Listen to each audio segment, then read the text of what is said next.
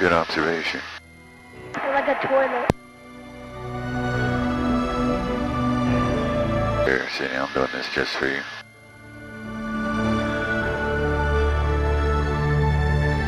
Not for sale, ever.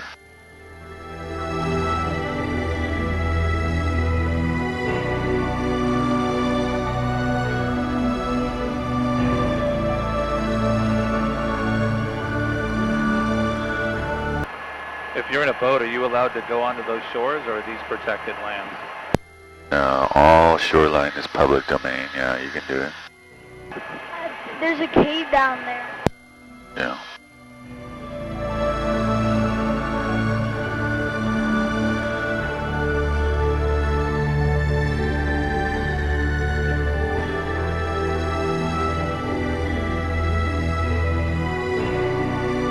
Best English words to describe this.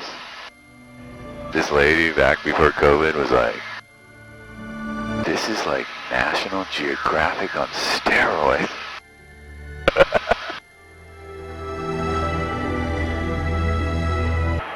Why is this weird? This is weird. Why is it like that? That's because you haven't seen it before. I don't know what you mean when you say weird. I've been looking at this. Why is that all straight? I'll put it like this. There's a lot of questions in life. For me, it's zeroed down into one word. And for some, it's controversial. But God. That's it. You can sit here and say so many words about why that's straight. And why that's that. You can come up with all scientific data. You come up with your own theory. Many groups of people over time have come up with multiple theories. Even the Hawaiians, the Polynesians. All of this for them is considered to be living. Even the air you breathe here versus at the front of the Pelekunu Valley is different. Just to be accepted back here this far in the Ahupua'a of Pelekunu, you would have to know so many different olis. There's chants, there's mele, there's mo'olelo, which are stories, there's hula for everything that you are a witness to, even the way the light is on the land around us right now. For a lot of people, they start to realize that later in life, the wisdom. For here, that's the kupuna, the elders. They know almost everything humanly possible of where we're at, and they hardly ever get to see it. Crazy, huh? Yeah. Now, there is introduced trees here in the forest reserve. The po tree, which is darker green, there's an abundance of it that's introduced. And then the light green tree you see there, the kukui tree, introduced as well. Wait, did you get to see Moana 2 yet? I've seen Moana 1 and 2. So in Moana 2, you see the hall of the vessel where they have, I think Hehe made his way down in there, and then Pua, which is the Pua'a, made his way down in there as well. The chicken and the pig, right? And then you see some plants. You'll see a kalo plant, which is the ohana plant, which is the plant taro in English. In Hawaiian, it's kalo. And then kukui. Kukui nuts, that's important. A kukui nut you can carry forever, and it will start growing a tree. It's usually carried on a wayfinding vessel, like you know of in Moana 2. They talk more about that and get more detailed in Moana 2 than the first Moana. It's an introduction into the wayfinding of Polynesia. But each species they brought here started to flourish. Some, like the pig, has gotten kind of out of hand. Now, the reason is because it brings non-native vegetation into places like this. But not necessarily here. You see how steep it is right here? This is not very accessible. Sometimes it's only the goats that are here, which are a significant threat, just like the pig. You mean the goat's greatest of all time? Sure. They can easily climb up a mountain?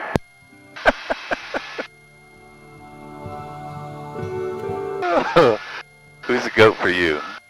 What goats do you know? Drop some names. I'm thinking. Wait, you have to think about the greatest of all time. Because I'm thinking of which one you're talking about. Like, are you talking about good at sports? I'm talking about an ungulate. I'm talking about a dual-hoofed animal. You're thinking about some type of superhuman that's the greatest of all time. I thought you were talking about that. Can you tell I'm a dad, Sydney? Jeez. It's cool. It's a lot of fun, Rigo. It's like going to the party and having a drink. Watching everybody else get really messed up, too. Except you don't have to drink at all. I always say young kids are like having two drunk friends at the end of a party where you're like, come on, we gotta go. Hold on, I need a fist bump there. Like, no, you can't be behind the bar. Like, come on, we gotta go. What do you pick him up off the ground? Dude, Paisley going into PDX recently, puked all over herself, and she didn't know how to puke. That was going into the TSA. Like, what is going on? How do you not know how to puke at 13 years old? Oh wait, that's right, she's never done it before. Last time she did that was when she was way younger. Speaking of nausea, is everybody feeling okay? All good? Nice. Nice. Good. That's the Molokai wave crabs. Why does that look like a crab claw? God.